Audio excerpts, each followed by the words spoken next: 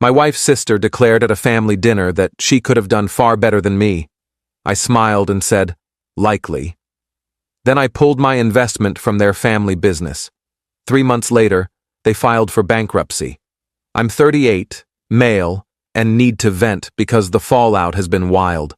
My wife, Sarah, 36, and I have been married for 8 years. Strong marriage, great teamwork, but her family is where things get messy. Her sister, Fiona, 41, has always had an issue with me. I'm a financial consultant who works freelance. Not flashy, but I earn well and excel at my job. Fiona married Ethan, 43, who inherited his father's textile import business. They live in a faux luxury world, leased Mercedes, designer clothes, constantly posting about their perfect life. Here's what most didn't know. 3 years ago, Ethan's business hit a cash flow crisis. Overseas suppliers demanded upfront payments, clients delayed invoices, a classic pinch. They needed capital fast, or they'd lose major contracts. Sarah pleaded with me to step in. Family, right? I'd just sold my share in a tech startup. Not massive, but a solid 6-figure payout. Against my instincts, I invested $180,000 for a 30% stake in their company. Legal contracts, attorneys, everything documented. I stayed a silent partner, avoiding daily operations, just collecting quarterly reports and my profit share. The business recovered. My investment saved them, and they've been profitable since. I received my distributions. Everyone seemed content. Or so I thought. 2 weeks ago, we attended a dinner at Fiona's for their son's birthday. Pleasant night until Fiona's 3rd glass of wine. She started rambling about how Sarah was always the beautiful one, could have married that lawyer from college or the hedge fund guy who adored her. Then she stared at me and said, I mean, she could have done so much better than, well, you know. She gestured at me. A consultant? Really? She settled big-time dead silence. Sarah's face flushed. Ethan suddenly became engrossed in his napkin. Their kids, 16 male and 14 female, looked horrified. I just smiled and said, likely. Fiona laughed. At least you get it. We finished dinner quietly. On the drive home, Sarah apologized profusely. I told her it wasn't her fault. The next morning, I contacted my attorney. By midday, I'd filed notice to exit the partnership and demanded repayment of my investment. The contract I'd insisted on 3 years ago had a clause letting me withdraw with 90 days' notice, recouping my full investment plus accrued interest. I wanted out. Ethan called within hours, frantic. Man, what's this? We can't just pull together $180,000 plus interest. $195,000. Then figure it out. You have 90 days. Is this about Fiona's comment? She was tipsy. She didn't mean it. My decision's made. See you at the buyout. That was 2 weeks ago. Since then, it's been chaos. Update 1. The entitlement has hit new levels. First, they tried emotional manipulation. Fiona called Sarah, sobbing about how I was ruining their lives over a drunken remark. Sarah stood firm, proud of her, and said it was my money, my choice. Then came the family ambush. We went to Sarah's parents' house thinking it was a casual Sunday lunch. Nope. Intervention set up with Fiona, Ethan, and their kids. Fiona's daughter, Lily, was coached to cry about losing her elite school. Their son, Connor, mentioned his college dreams. Ethan showed a spreadsheet detailing how they'd need to sell assets, possibly lose their house. My response? You should have considered that before insulting your main investor. Fiona flipped out. It was a joke. You're this fragile? What kind of man destroys a family over hurt feelings? The kind who doesn't bankroll people who think he's lesser. Things got interesting. Ethan slipped that they'd already sought loans. No one would touch them. Their credits maxed, the business properties leveraged, and without my capital, banks see them as too risky. Then Fiona said something that sealed their fate. Fine. We don't need your money. Ethan's business survived before you, it'll survive after. You did us a favor. Now I don't have to pretend to appreciate you. Ethan's face paled. Fiona, stop. No, I'm done acting like he's some hero. Anyone could have written a check. He got lucky with that startup. He's still just a dull consultant who lucked into my sister. I recorded it all on my phone, legal in my one-party consent state. Sent it to my lawyer with a note. Make this buyout ironclad. Last week they tried a new tactic. They started telling people I'm vindictive, wrecking family over nothing. Fiona posted on social media about family betrayal and money corrupting people. Some friends messaged me about doing the right thing, being the bigger person. My favorite was from Fiona's book club friend. Real men don't ruin families over words. Grow up, I ignored them all but documented everything. The 90-day deadline's nearing. They've got 60 days left. From what Sarah hears, she's fully on my side but still talks to her mom. They're panicking. Ethan's hunting for investors, but no one's biting. Their business only works with hefty cash reserves. Without my stake, it's a shaky structure. Best part? I ran into Fiona at the supermarket yesterday. She marched up to me. You win. Happy? You're destroying my kids' futures because your pride got hurt. No. I'm reclaiming my legal investment.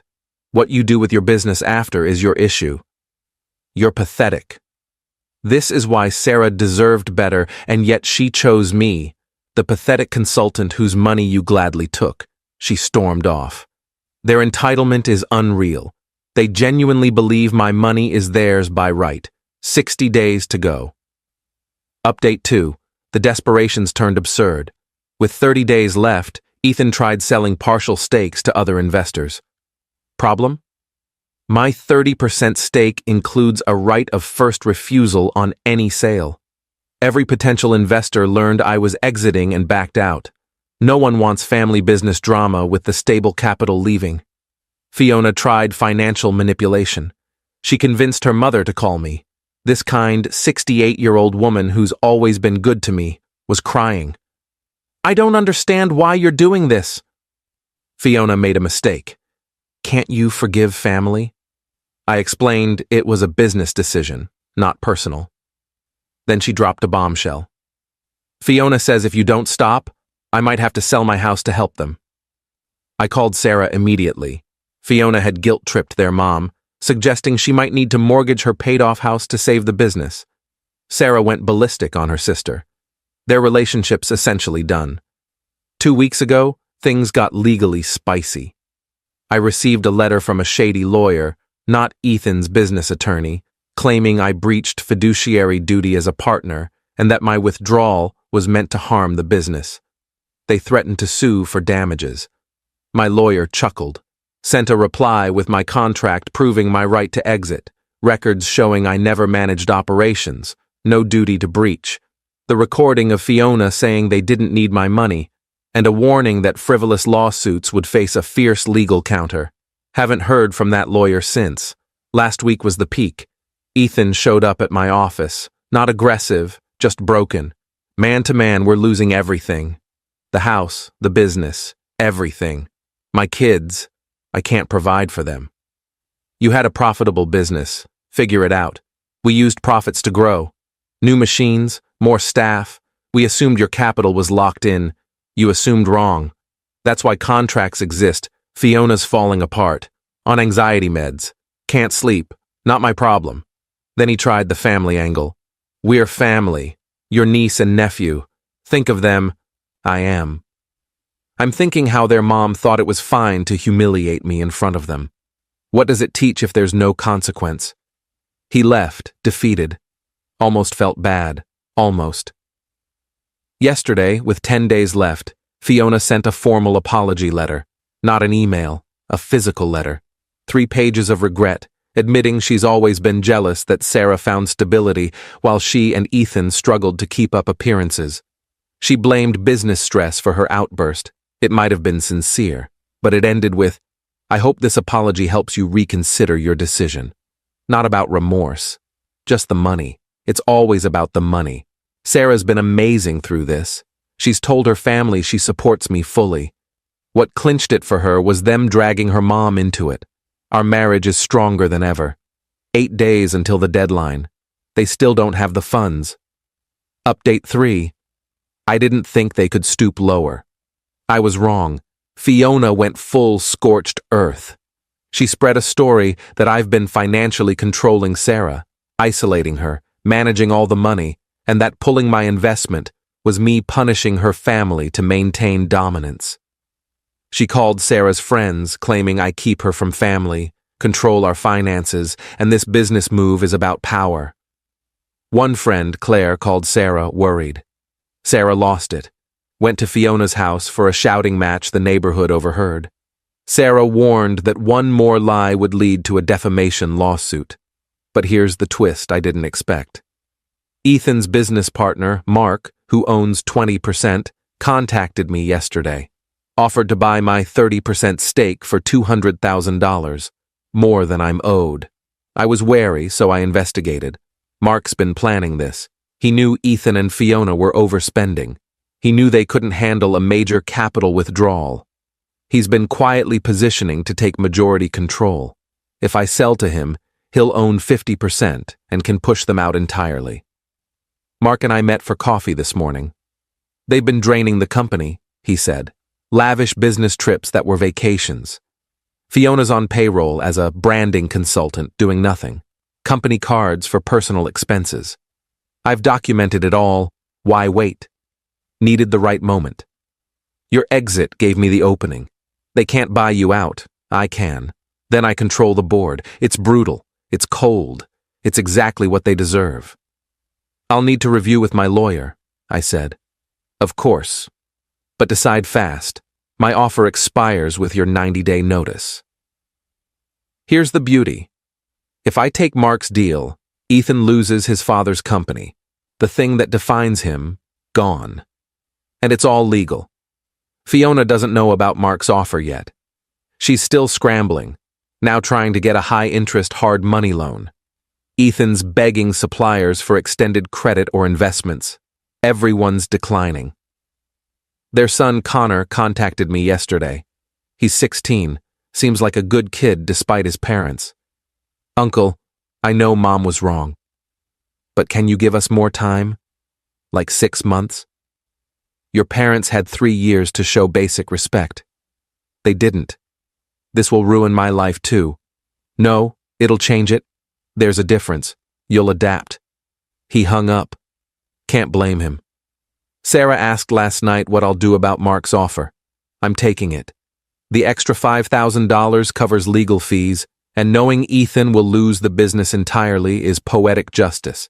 Fiona belittled me while taking my money. Now she'll see what happens when the dull consultant stops tolerating disrespect. 2 days left. Told Mark I'm in. Papers signed tomorrow. They're about to lose it all, and I'm sleeping soundly. Final update. The bankruptcy filing hit exactly 92 days after I withdrew my investment, but I'm jumping ahead. On the deadline day, Ethan called 18 times. Fiona sent endless texts to me and Sarah. They'd scraped together $140,000, borrowed from friends, maxed out credit, even got their church involved. Still $55,000 short. Their last effort was showing up at our house at 10 p.m.